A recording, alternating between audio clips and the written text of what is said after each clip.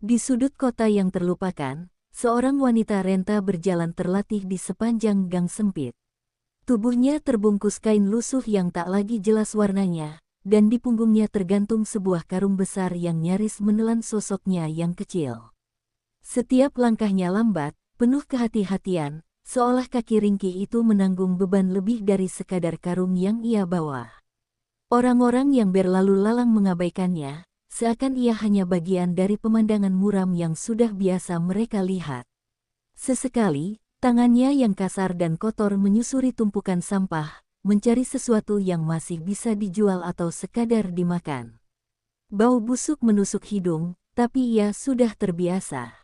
Di balik wajah keriputnya, matanya tajam mengamati setiap barang rongsokan dengan ketelitian yang tak biasa. Setiap botol plastik dan potongan kardus ia masukkan ke dalam karungnya yang semakin penuh. Namun, tak ada yang tahu bahwa di balik kelembutan gerakannya, tersembunyi ketangkasan yang terlatih, hasil dari bertahun-tahun hidup dalam bayang-bayang kematian.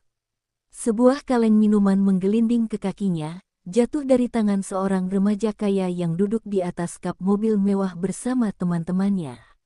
Dengan cekatan, wanita itu membungkuk dan mengambilnya.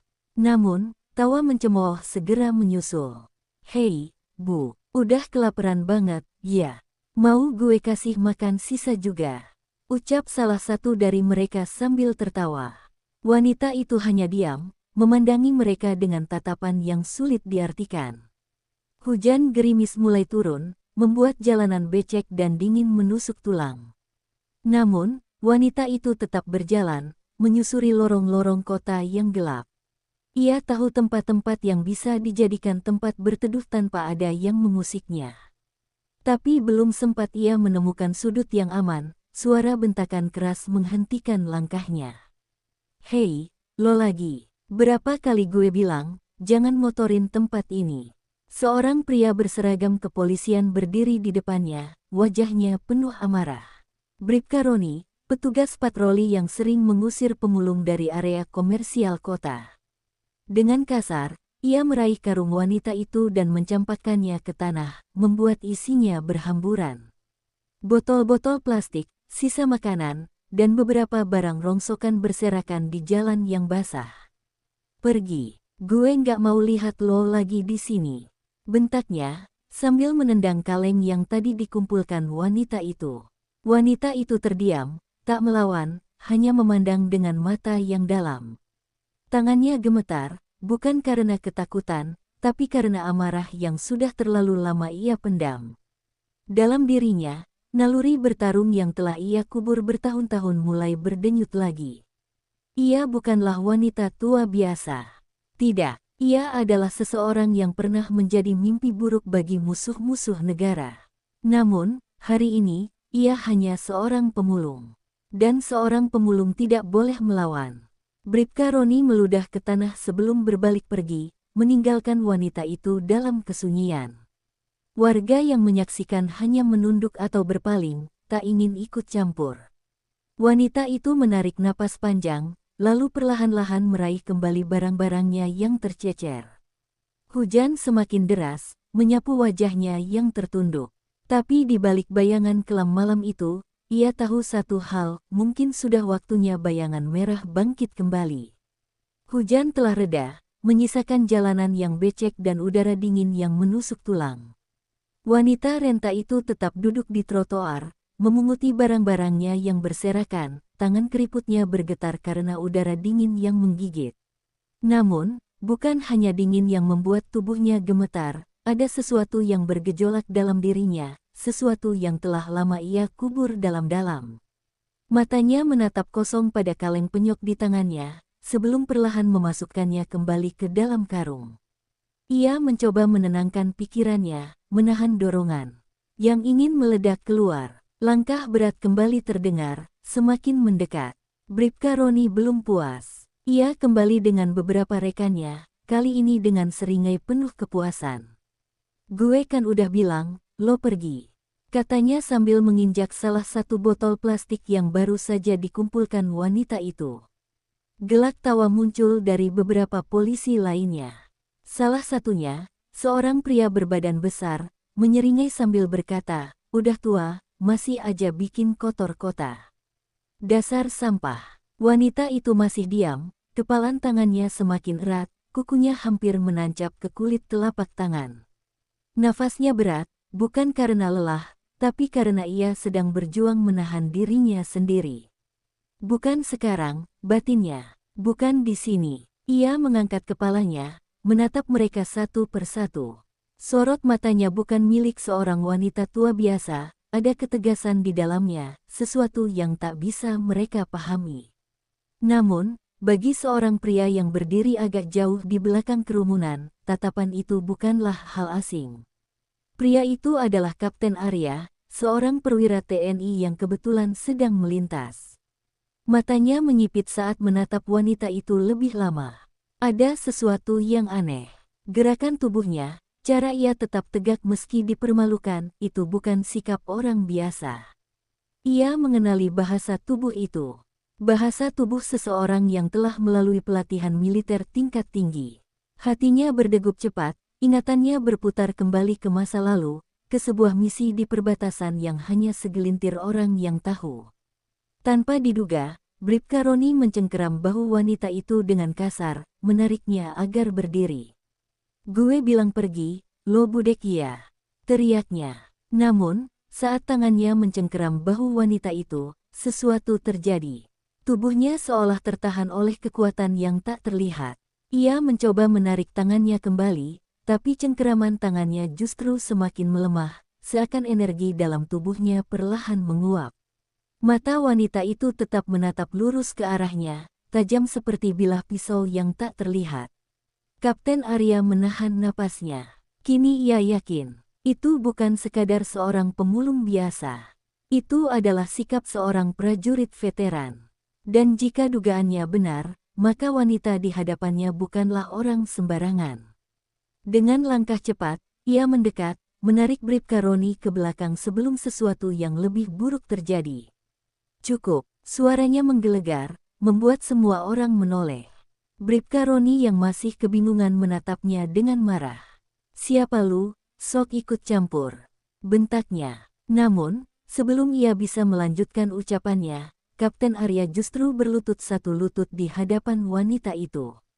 Matanya menatapnya dengan penuh rasa hormat, dan dengan suara bergetar, ia berkata pelan namun jelas, "Mayor Sari, Anda masih hidup." Seketika, dunia seolah membeku. Para polisi yang tadinya tertawa kini terdiam, sementara wajah Bribka Roni berubah pucat. Wanita itu tetap diam, tapi kini ada perubahan dalam sorot matanya, bukan lagi mata seorang pemulung, melainkan mata seorang prajurit yang telah kembali dari kegelapan. Bayangan merah telah kembali. Kesunyian menyelimuti jalanan. Tak ada yang berani bersuara setelah kata-kata Kapten Arya terucap. "Mayor Sari." Nama itu bergema di telinga Bribka Roni dan rekan-rekannya. Mereka saling pandang, mencoba memahami apa yang baru saja terjadi. Bagaimana mungkin seorang pemulung tua yang mereka hina dan permalukan ternyata adalah seorang perwira tinggi TNI. Wanita itu, yang selama ini mereka tendang dan maki, perlahan mengangkat kepalanya. Tatapan tajamnya menusuk ke dalam jiwa, membuat Bribka Roni merasakan ketakutan yang tak pernah ia alami sebelumnya. Ada sesuatu yang berbeda dari wanita ini. Gerakannya mungkin lambat, tapi ada ketenangan dalam setiap hembusan napasnya, seolah-olah ia adalah singa tua yang sedang menahan amarahnya. Kapten Arya berdiri tegak, matanya masih menatap wanita itu dengan penuh hormat. Ia pernah mendengar cerita tentang Bayangan Merah, seorang legenda di dunia militer yang dikenal dengan kecepatan dan ketajaman strategi tempurnya. Mayor Sari Wulandari, sosok yang dulu menghilang setelah misi berdarah di perbatasan, kini berdiri di hadapannya, menyamar sebagai seorang pemulung. Bribka Roni menelan ludah. Tangannya mengepal, mencoba menutupi rasa takutnya. "Omong kosong," teriaknya, mencoba menepis kebenaran yang ada di depan matanya. "Nggak mungkin, dia cuma pemulung kotor." Tapi sebelum kata-katanya selesai, wanita itu melangkah maju. Gerakannya ringan, hampir tak terdengar, tapi dalam hitungan detik, ia sudah berdiri tepat di hadapan Bribka Roni. "Tanganmu," Suara wanita itu pelan, nyaris berbisik, tapi cukup untuk membuat bulu kuduk berdiri. Kau gunakan untuk menghina rakyat kecil, ya. Sebelum Bribka Roni bisa bereaksi, wanita itu bergerak. Dalam satu kedipan mata, tangan Renta itu mencengkeram pergelangan tangannya, lalu dengan sedikit putaran, tubuh Bribka Roni terpelanting ke tanah dengan keras. Jeritan kesakitan terdengar saat persendiannya terkunci dalam genggaman yang tak bisa ia lepaskan. Rekan-rekannya tersentak, hendak bergerak, tapi Kapten Arya mengangkat tangan. "Jangan bodoh," katanya tegas. "Jika dia benar-benar Mayor Sari, kalian tak akan pernah bisa menyentuhnya." Wajah Bribka Roni memerah, bukan hanya karena sakit, tapi juga karena rasa malu yang membakar dirinya. Ia mencoba memberontak, tapi cengkeraman itu terasa seperti baja.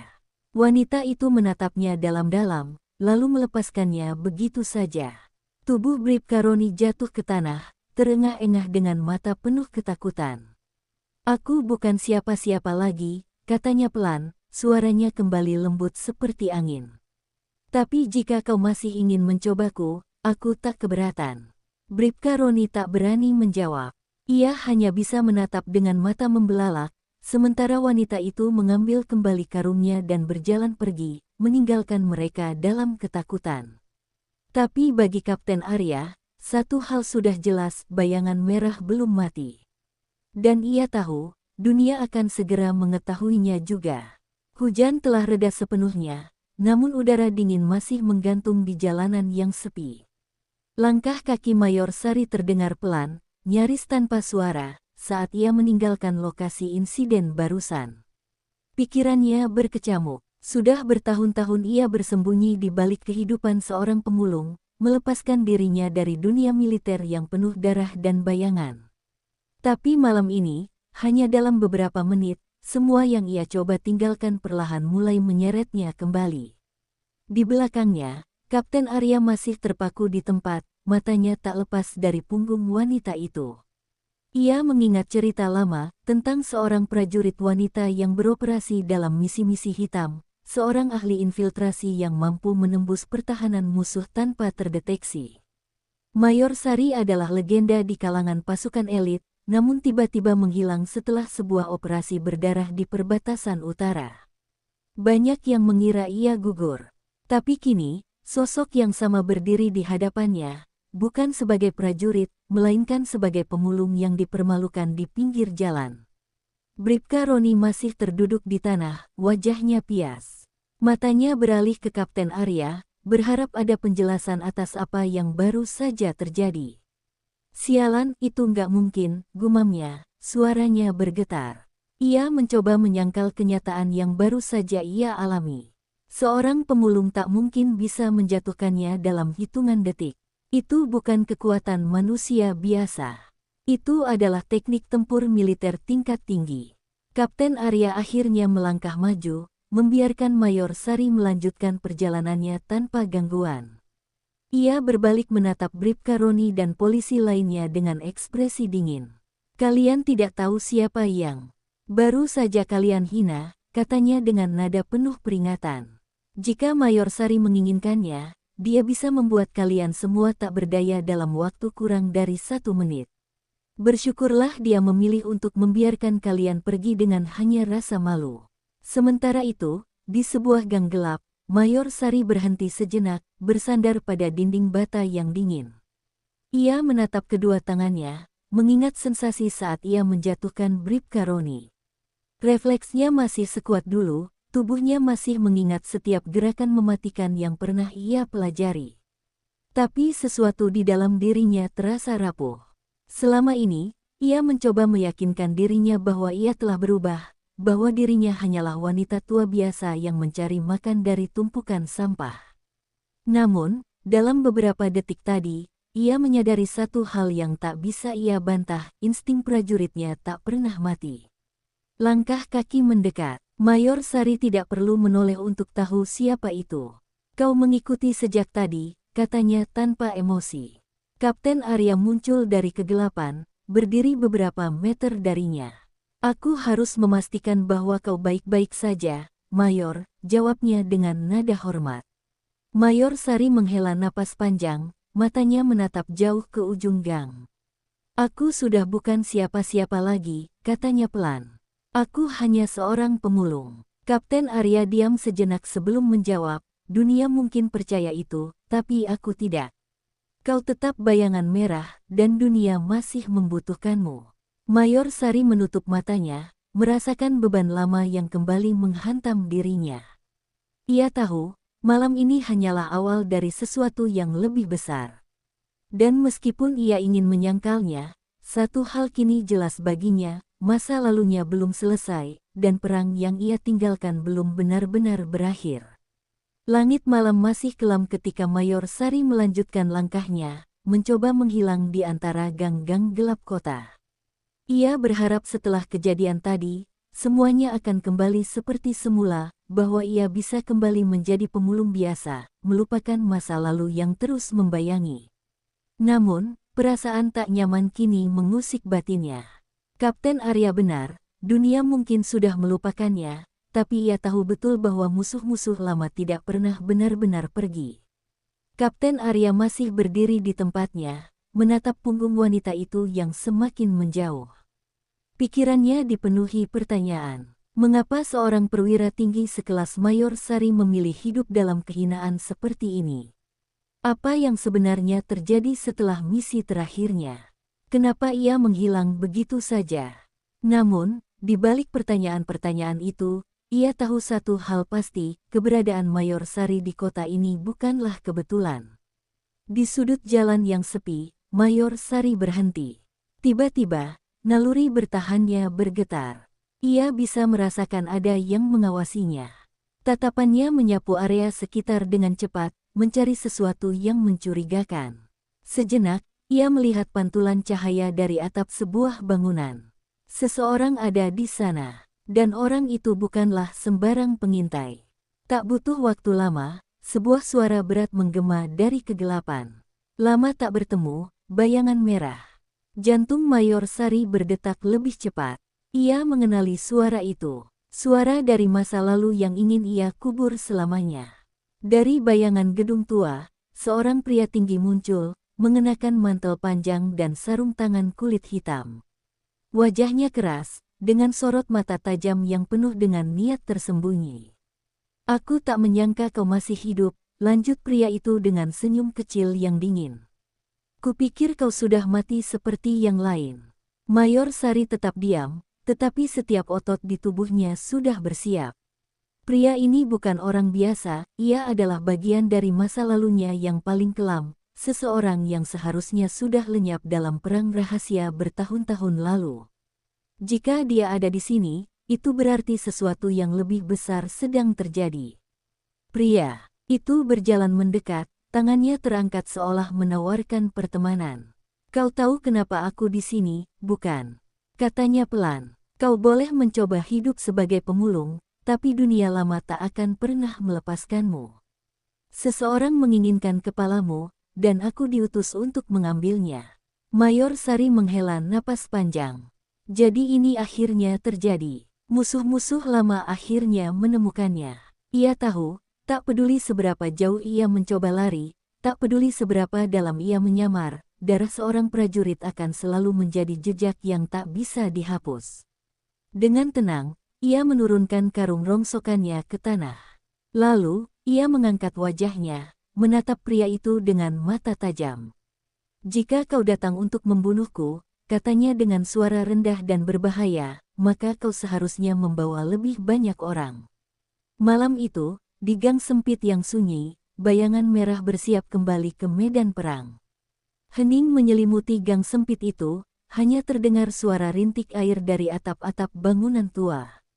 Mayor Sari berdiri diam, matanya meneliti pria di hadapannya dengan waspada.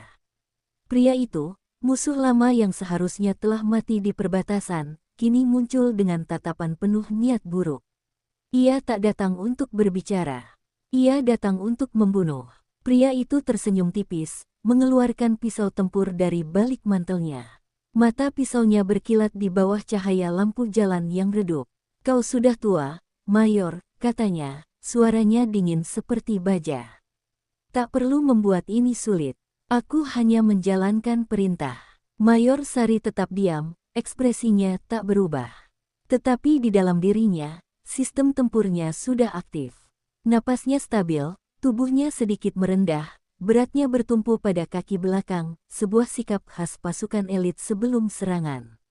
Pria itu mungkin mengira dirinya telah melemah, tapi ia lupa satu hal, insting seorang prajurit sejati tidak akan pernah pudar. Secepat kilat, pria itu menerjang, pisau di tangannya berkelebat ke arah leher Mayor Sari.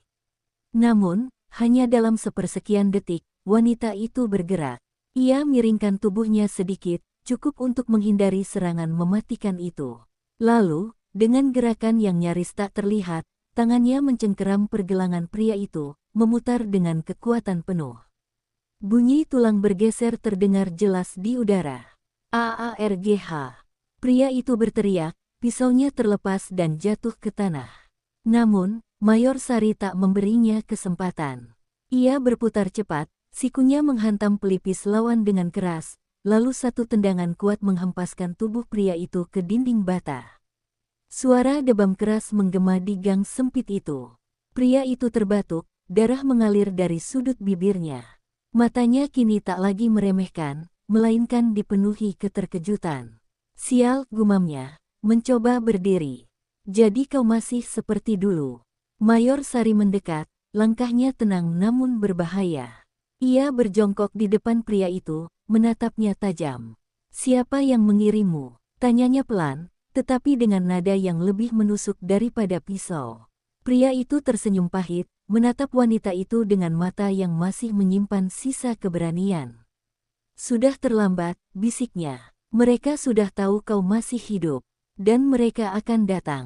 Mayor Sari terdiam. Di kejauhan, suara sirene polisi terdengar samar-samar. Angin malam berhembus dingin, membawa pertanda buruk.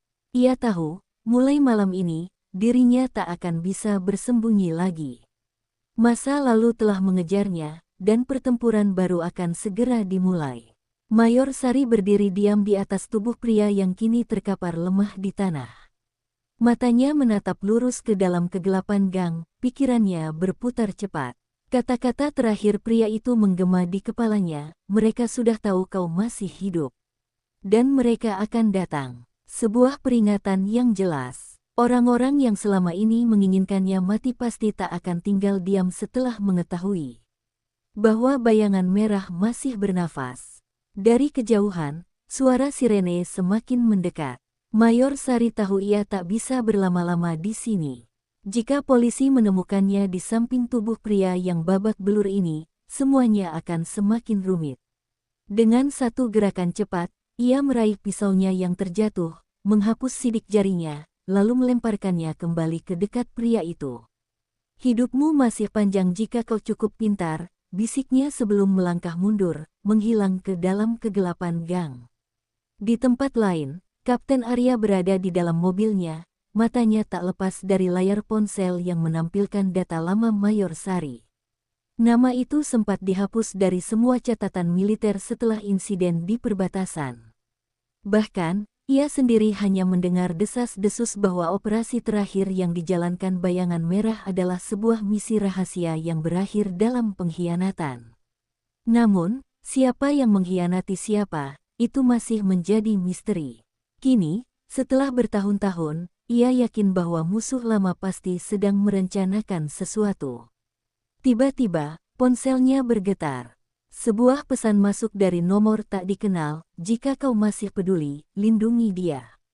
Pemburu sudah bergerak, mata Kapten Arya menyipit. Hanya ada satu orang yang bisa mereka maksud, Mayor Sari. Ia langsung menyalakan mesin mobilnya dan melaju ke arah gang tempat ia terakhir kali melihat wanita itu. Sementara itu, Mayor Sari berlari melewati lorong-lorong sempit dengan langkah ringan. Tubuhnya yang tampak tua sama sekali tidak menghalangi kelincahannya. Ia telah menguasai seni menghilang. Namun, kali ini perasaan berbeda merayapi dirinya, seperti sedang dikejar oleh sesuatu yang lebih dari sekadar bayangan. Di atap sebuah gedung, sekelompok pria berseragam gelap mengamati pergerakannya melalui teropong malam. Salah satu dari mereka, seorang pria dengan luka sayatan panjang di pipinya, berbicara melalui radio. Target sudah bergerak. Konfirmasi perintah. Sebuah suara berat menjawab dari seberang, "Jangan bunuh dia. Tangkap hidup-hidup." Pimpinan ingin berbicara langsung. Mayor Sari tahu ia sedang diburu. Tetapi yang membuatnya bertanya-tanya bukanlah siapa yang mengincarnya, melainkan mengapa mereka ingin menangkapnya hidup-hidup. Jika benar orang-orang dari masa lalunya kembali, maka ini bukan sekadar perburuan biasa. Ini adalah awal dari sesuatu yang jauh lebih besar. Ia berhenti di sudut gedung tua, menarik napas dalam. Tangannya meraih sesuatu dari balik jaket lusuhnya, sebuah pisau kecil yang ia sembunyikan selama bertahun-tahun. Jika mereka ingin menangkapnya hidup-hidup, maka mereka telah membuat kesalahan besar. Karena malam ini, bayangan merah akan berburu balik. Hujan tipis mulai turun ketika Mayor Sari menyusuri lorong gelap di antara bangunan tua. Langkahnya ringan, nyaris tanpa suara, meskipun pikirannya penuh dengan berbagai kemungkinan. Ia tahu ada yang mengincarnya. Bukan hanya satu atau dua orang, tapi sekelompok pemburu terlatih. Dan jika mereka ingin menangkapnya hidup-hidup, itu berarti mereka membutuhkan sesuatu darinya, informasi, atau lebih buruk lagi, masa lalunya. Dari sudut matanya, ia menangkap kilatan samar di atap gedung di seberangnya. Sekelompok bayangan bergerak cepat, berpindah dari satu titik ke titik lainnya. Mereka pikir ia tidak menyadari kehadiran mereka. Mayor Sari tersenyum tipis. Kesalahan besar. Mereka sedang memburu seseorang yang telah bertahun-tahun hidup dalam kegelapan, seseorang yang tahu bagaimana bersembunyi dan bagaimana membunuh tanpa suara. Salah satu pria berseragam gelap melompat turun dari atap dengan gerakan cekatan, mendarat di lorong beberapa meter di depan Mayor Sari. Tubuhnya tegap, wajahnya tertutup masker, hanya menyisakan sepasang mata tajam yang mengawasinya. Dari balik mantel panjangnya, ia mengeluarkan sebuah senjata bius, moncongnya. Mengarah langsung ke dada Mayor Sari. "Jangan melawan," katanya dengan suara berat. "Ikutlah dengan tenang, dan kau tidak akan terluka." Mayor Sari menatapnya sejenak, lalu melirik ke kanan dan kiri. Dua pria lain muncul dari bayangan, masing-masing membawa senjata kejut listrik. Mereka tak ingin membunuhnya, tidak sekarang.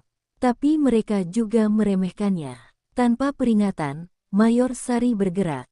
Dalam sekejap, ia sudah berada di hadapan pria bersenjata bius, tangannya meraih laras senjata itu dan memutarnya ke atas. Sebelum pria itu sempat bereaksi, siku tajam Mayor Sari menghantam tenggorokannya dengan kekuatan penuh. Pria itu terbatuk, mundur dengan napas tersengal, sebelum sebuah tendangan keras mendarat di lututnya, membuatnya jatuh tersungkur. Dua orang lainnya langsung menyerang. Salah satu dari mereka mengayunkan tongkat listrik ke arah kepala Mayor Sari, tapi dengan kelincahan luar biasa, ia berjongkok rendah, menghindari serangan itu, lalu mencengkram pergelangan tangan pria tersebut dan membantingnya ke dinding. Pria itu menjerit kesakitan sebelum pingsan seketika. Pria terakhir, yang lebih besar dari yang lain, mencoba menerjangnya dengan pisau. Mayor Sari menghindar ke samping, lalu menangkap lengannya dan memutarnya dengan gerakan cepat. Bunyi tulang yang bergeser terdengar jelas di udara, diikuti dengan jeritan kesakitan. Dalam hitungan detik, ketiga pemburu itu terkapar tak berdaya di tanah. Mayor Sari berdiri di tengah lorong, napasnya tetap stabil. Ia menatap pria pertama yang masih memegangi tenggorokannya, berusaha bernapas. Dengan suara pelan, ia bertanya, "Siapa yang mengirim kalian?" Pria itu menatapnya dengan ketakutan, namun tetap membisu. Mayor Sari mendekat, menekan titik di bahunya yang membuatnya mengerang kesakitan. "Bicaralah," katanya dingin. Dengan suara terbata, pria itu akhirnya menjawab, mereka menyebutnya Sang Bayangan Hitam. Dan dia ingin bertemu denganmu." Mayor Sari terdiam. Nama itu, Sang Bayangan Hitam, bukanlah nama asing baginya. Itu adalah nama seseorang yang seharusnya sudah mati dalam pengkhianatan bertahun-tahun lalu. Jika dia benar-benar kembali, maka ini bukan sekadar perburuan biasa. Ini adalah perang yang belum selesai.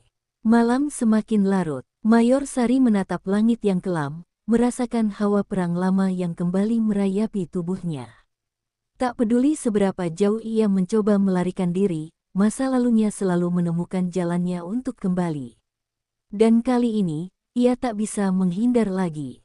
Pagi menyingsing dengan perlahan, namun udara masih terasa dingin dan penuh ancaman. Mayor Sari berdiri di tengah sebuah ruangan kosong, dinding-dinding beton yang terbengkalai mengelilinginya. Matanya menatap lurus ke arah pintu keluar, pikirannya terbenam dalam bayangan masa lalu yang kian mendekat.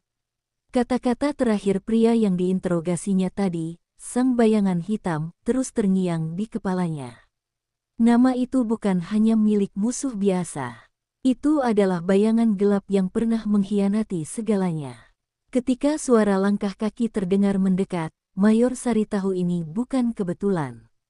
Mereka telah menemukan tempat persembunyiannya, dan kali ini, mereka datang dengan tujuan yang jelas. Namun, wanita tua itu tidak gentar. Ia tahu cara bertahan. Ia tahu cara menyerang. Dan yang lebih penting, ia tahu cara menghancurkan musuh-musuhnya dengan cara yang paling mematikan. Pintu yang mengarah ke ruangan itu terbuka perlahan. Dari balik pintu, seorang pria tinggi muncul, wajahnya tersembunyi di balik masker hitam. Tangan kanannya memegang senjata, namun bukan senjata biasa, sebuah senapan laras panjang yang tampaknya lebih mirip peralatan militer canggih. "Kau masih hidup, bayangan merah," katanya dengan suara datar. "Tidak ada yang menyangka kau akan bertahan sampai sejauh ini." Mayor Sari tidak terkejut. Ia sudah menduga bahwa kelompok ini akan datang. Mereka yang menginginkannya hidup, sang bayangan hitam, adalah kelompok yang tak kenal ampun. Tapi ia tak takut. Sebaliknya, rasa penasaran kini lebih dominan dalam dirinya. Mengapa mereka menginginkannya hidup? Apa yang mereka rencanakan? Pria itu melangkah lebih dekat, namun Mayor Sari tak bergerak. Ia tetap diam, seolah mempersiapkan dirinya untuk sesuatu yang lebih besar. Tiba-tiba, tubuh pria itu terpental ke samping. Sebuah pisau meluncur cepat dari arah yang tak terlihat, menghantam tangan pria itu hingga senapan yang digenggamnya terlepas. Semua terjadi dalam sekejap. Seorang wanita muncul dari bayang-bayang, sosok yang tak kalah mematikan. "Wanita itu milikku," kata wanita itu dengan suara dingin, matanya tajam seperti mata pedang. "Aku sudah lama menunggunya untuk muncul kembali." Mayor Sari mengamati dengan seksama. Wanita itu mengenakan pakaian tempur yang tak asing baginya, dan tatapannya penuh dengan kebencian yang dalam. Ini adalah salah satu anak buah sang bayangan hitam, seseorang yang mungkin bahkan lebih berbahaya dari pria-pria yang telah dihadapi Mayor Sari sebelumnya. "Kau, siapa?" tanya Mayor Sari, meskipun ia sudah bisa menebak jawabannya. Wanita itu tersenyum dingin, melangkah lebih dekat, dengan tangan yang siap menghunus pisau. "Aku adalah bayangan putih," jawabnya. "Anak didik langsung dari sang bayangan hitam. Aku sudah ditugaskan untuk menyelesaikan apa yang dia mulai." Dengan gerakan yang begitu cepat, bayangan putih menyerang. Namun Mayor Sari, yang sudah terbiasa dengan kecepatan serangan seperti itu, dengan mudah menghindar. Setiap gerakan wanita itu dipelajari, kemudian dihadapi dengan kecepatan yang lebih tinggi. Seperti dua predator dalam pertempuran hidup dan mati, mereka saling bertarung dengan penuh kebencian dan dendam yang tak terucapkan. Di tengah pertarungan sengit itu, Mayor Sari tahu satu hal, perang ini lebih besar dari sekadar pertarungan fisik. Ini adalah perang antara masa lalu yang tak pernah mati dan masa depan yang ingin bebas dari bayangannya. Namun, dalam pertempuran ini, hanya ada satu yang akan keluar sebagai pemenang. Dan ia bersumpah, kali ini, ia yang akan menuntaskan dendam yang telah bertahan bertahun-tahun. Pertarungan itu semakin intens. Setiap gerakan yang dilakukan oleh Mayor Sari dan bayangan putih adalah hasil dari latihan bertahun-tahun. Pisau-pisau tajam beradu, menciptakan suara berdesing yang menggema di seluruh ruangan. Darah mulai menetes dari luka-luka kecil di tubuh keduanya, namun rasa sakit tampaknya tidak menghalangi mereka. Masing-masing mengincar titik vital lawannya dengan presisi yang sempurna. Ini adalah pertempuran antara dua wanita yang dilatih untuk membunuh, namun terikat oleh sebuah tujuan yang sama, membunuh atau dibunuh. Mayor Sari bergerak dengan ketangkasan luar biasa, menghindari setiap serangan yang dilancarkan bayangan putih, namun ia tahu bahwa wanita itu tidak bisa dianggap enteng.